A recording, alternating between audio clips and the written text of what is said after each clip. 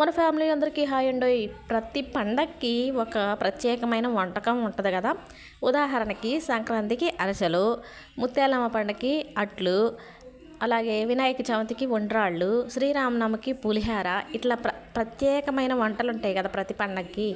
కానీ ఆ ప్రత్యేక వంటలతో పాటు కంపల్సరీగా ప్రతి పండక్కి చేసే వంట ఏంటంటే కారపూస. మేమైతే కారపూస అంటాం, కొంతమంది చక్రాలు అంటారు, మేమైతే కారపూసే అంటాంలేండి.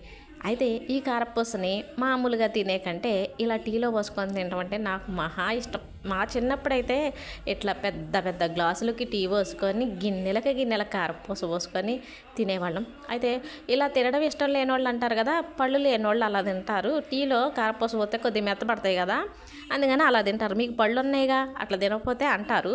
కానీ ఇలా తినటం అనేది పళ్ళు లేక కాదు, ఈ టేస్ట్ వేరే. టీలో కారపూస పోసుకొని తినే టేస్ట్ వేరే